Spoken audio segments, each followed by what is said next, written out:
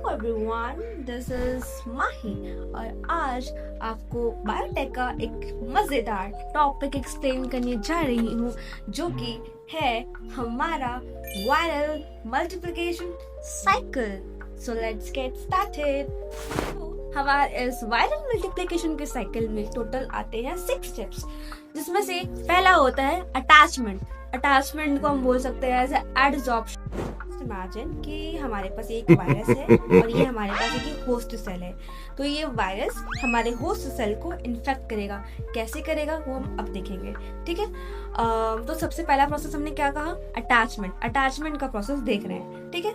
तो ये वायरस है, ये होस्ट सेल है, तो वायरस इससे अटैच करने के लिए, इससे जुड़ने के लिए, इससे चिपकने के लिए ये कुछ ना कुछ ऐसा प्रोटीन रिलीज करेगा जो कि जिसके कारण वो इससे चिपक सके। लेकिन वो प्रोटीन रिलीज कर रहा है, तो वो प्रोटीन जो रिलीज कर रहा है वो प्रोटीन को एक्सेप्ट करने के जो रिसेप्टर होते हैं वो होस्ट सेल के पास होनी चाहिए। अगर उसके पास रिसेप्टर नहीं होगा जो स्पेसिफिक प्रोटीन वो रिलीज कर रहा है, तो हमारा जो होस्ट सेल है इन्फेक्ट नहीं होगा, मरेगा नहीं, डाई नहीं होगा, ठीक है।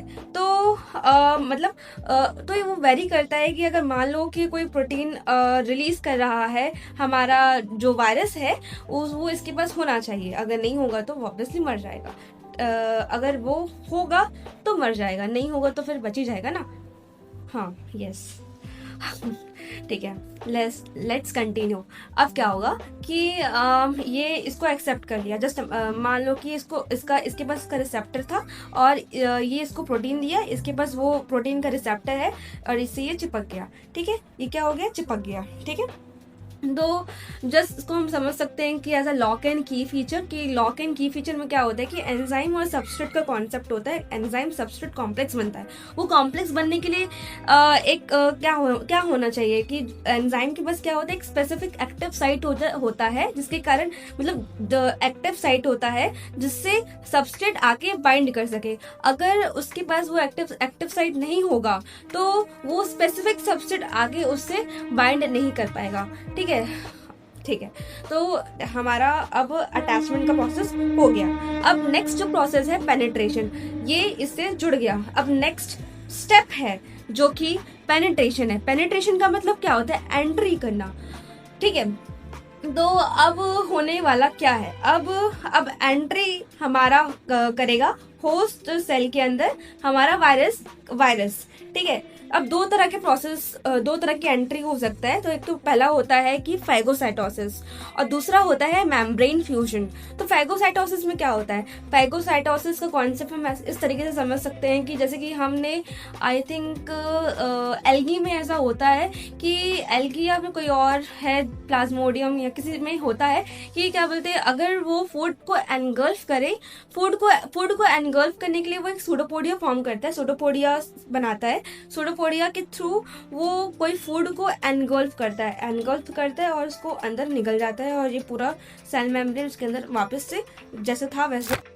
नेक्स्ट तरीका है जो कि दूसरा तरीका है हमारे होस्ट सेल के अंदर वायरस का एंट्री करने का, जो कि है मेम्ब्रेन फ्यूजन। मेम्ब्रेन फ्यूजन में क्या होता है, मेम्ब्रेन फ्यूजन बहुत इजी है। बस ये इतना ध्यान रखना कि दो सेल मेम्ब्रेन आपस में फ्यूज हो जाते हैं और जो फ्यूज कर रहा है, जो कि हमारा वायरस है, वायरस फ्यूज कर रहा है, तो वायरस का जेनेटिक मटेरियल या बोल सकते हैं न्यूक्लियोकैप्सिड क्या करता है कि इसके अंदर जो न्यूक्लियोकैप्सिड है हमारे वायरस का फ्यूजन करने के बाद हमारे होस्ट सेल के साइटोप्लाज्म में आ जाता है।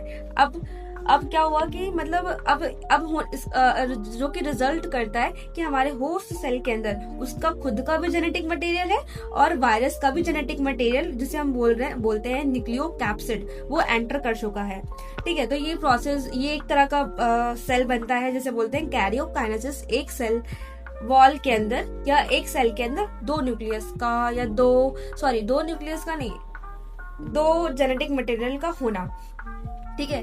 अब हम आते हैं हमारे थर्ड स्टेप में, हमारे वायरल मल्टीप्लिकेशन के साइकिल के, जो कि है अनकोटिंग। अनकोटिंग में क्या होगा?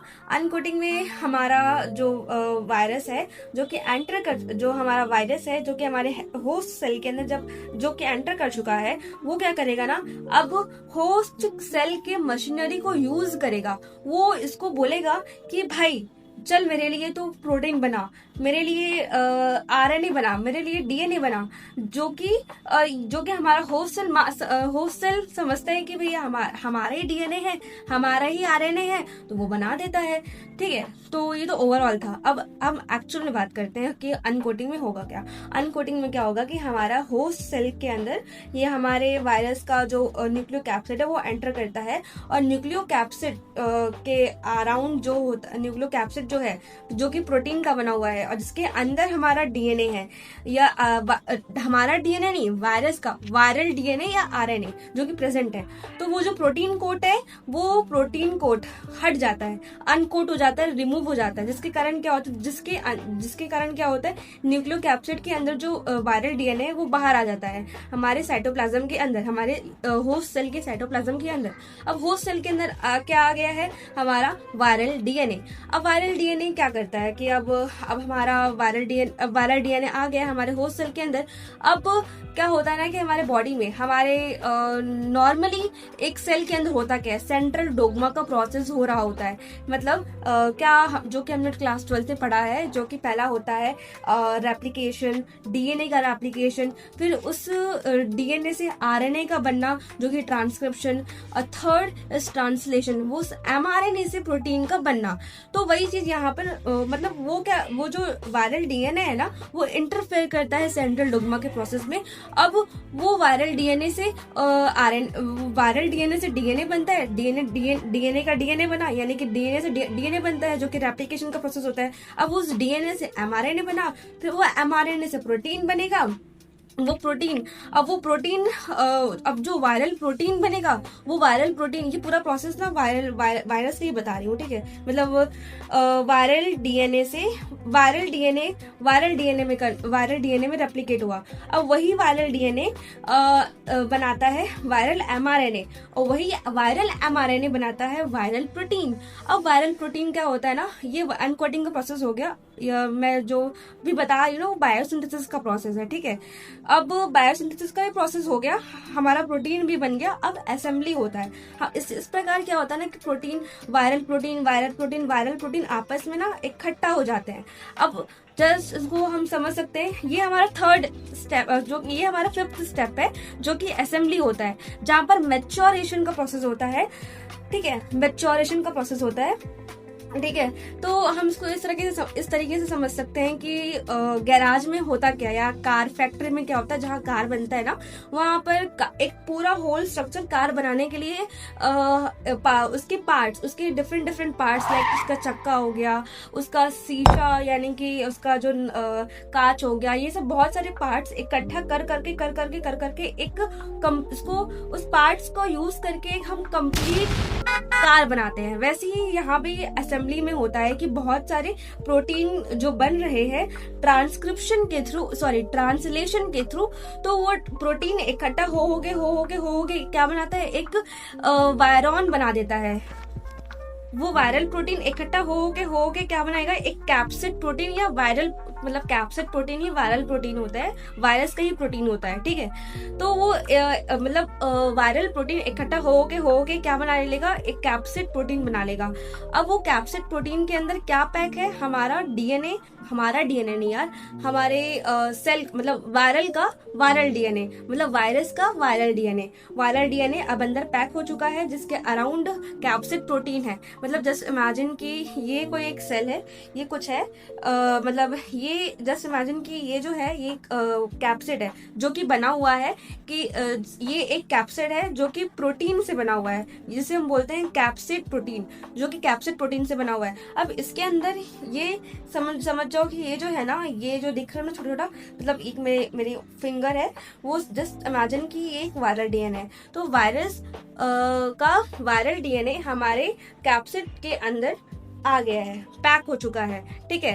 अब वायरस का असेंबली का भी प्रोसेस जो कि फिफ्थ स्टेप है कंप्लीट हो चुका है। अब हम मूव करते हैं 6th स्टेप जो कि लास्ट स्टेप है, जो कि आता है जिसे हम बोलते हैं रिलीज।